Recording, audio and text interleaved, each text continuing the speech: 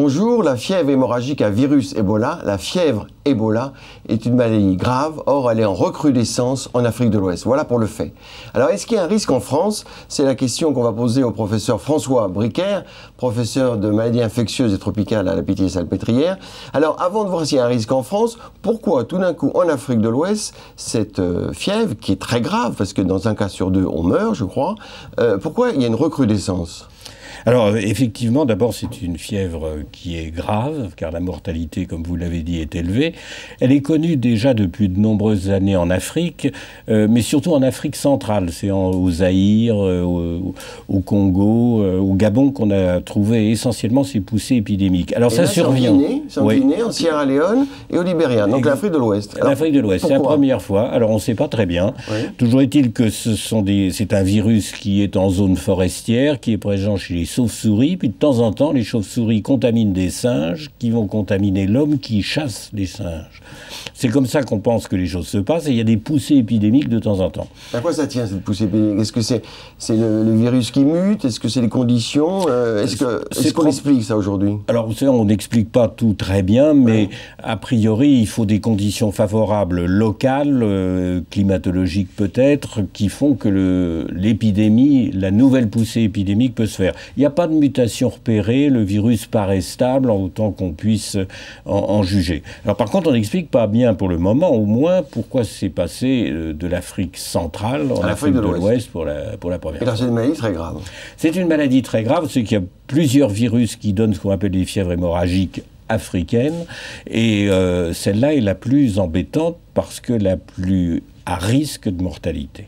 Et alors, vous l'avez dit, ça se transmet, non pas par voie aérienne, comme la grippe, pour affoler ou non, ou rassurer l'opinion française, mais ça se transmet de façon très particulière. Oui, alors ça, c'est un élément important. Ça ne se transmet pas par voie respiratoire, vous avez tout à fait raison, et ça se transmet par ce qu'on appelle les humeurs, c'est-à-dire la sueur, la diarrhée que présentent les malades, donc autrement dit, une contamination en fait par les mains, à partir d'un individu malade, en le touchant, on devient potentiellement infecté.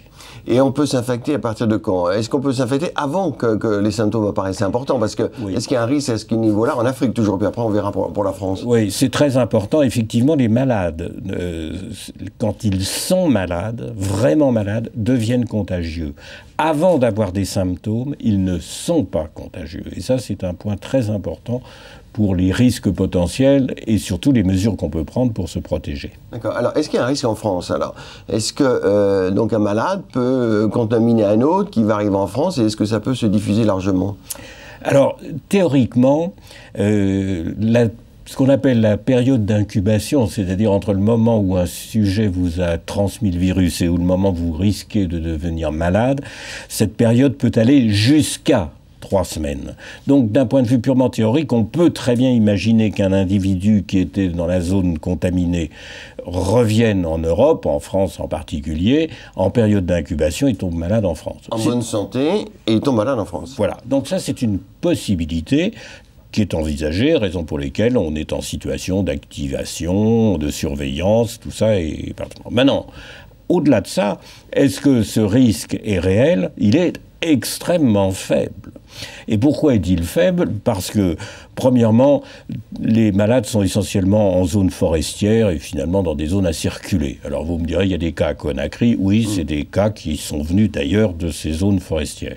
La deuxième raison, c'est que les gens vont tomber malades le plus souvent sur place et qu'une fois qu'on est malade, on est tellement malade qu'on ne part pas. Qu'on ne prend pas l'avion. Oui. Donc, autrement dit, comme les gens ne sont pas contagieux avant d'être malades, vous voyez que ce risque, même s'il n'est pas impossible, est extrêmement faible. Parce que ce qu'il faut dire, c'est qu'il n'y a pas de traitement de la cause du virus, contre le virus, et pas de vaccin. Il n'y a pas de traitement, il n'y a pas de vaccin. Et par conséquent, effectivement, en termes de protection, c'est essentiellement les mesures d'hygiène qui sont absolument fondamentales, mais qui sont suffisamment efficaces. Il suffit de se protéger en se lavant les mains, en mettant des gants, pour ne pas être contaminé. Donc de votre point de vue, les mesures prises par les pouvoirs publics aujourd'hui d'éviter les contaminations, d'éviter que quelqu'un prenne l'avion malade et arrive en France sont suffisantes? À mon avis, oui. Tout ce qui est fait là pour le moment est tout à fait sain, c'est-à-dire le contrôle à l'embarquement à l'aéroport de Conakry. Si jamais il y avait un sujet qui était malade, il est repéré. Et si jamais il n'y a personne qui est malade à l'embarquement, il n'y a pas de risque dans l'avion. Autrement dit, la personne arrivera encore saine, sans symptômes à Paris. Et alors, si on va en Afrique, alors, est-ce qu'il y a en Afrique de l'Ouest, mais aussi peut-être en Afrique centrale, est-ce qu'il y a des précautions à prendre? Alors les précautions, c'est de ne pas aller en zone forestière. Ouais. Premièrement. Deuxièmement, de se laver les mains, de prendre des mesures d'hygiène, mais sinon les risques sont extrêmement faibles, même à Conakry. Les quelques sujets qui sont à Conakry ont été repérés et isolés. Donc autrement dit, avoir un contact, au sens vrai du terme, avec un individu malade devient extrêmement faible. D'accord, mais est-ce que ça repose pas donc cette sorte d'alerte en Afrique et avec peu de risques apparemment en France, mais est-ce que ça repose pas le problème des virus et d'extension d'une maladie virale dont on n'a pas de traitement, pas de vaccin et même des maladies bactériennes pour lesquelles les antibiotiques sont plus toujours efficaces? Est-ce qu'au niveau de l'écologie infectieuse, comment on évolue? Est-ce qu'il y a des risques aujourd'hui ou pas? Oui, alors là on élargit le débat, mais ce débat peut être difficile à régler car tous les virus sont différents les uns des autres, toutes les bactéries ne se ressemblent pas, les problèmes de contamination sont éventuellement différents, donc bref, c'est vrai qu'on est dans un système où l'écologie se modifie, les choses changent. Est-ce qu'il y a de nouveaux risques en fait?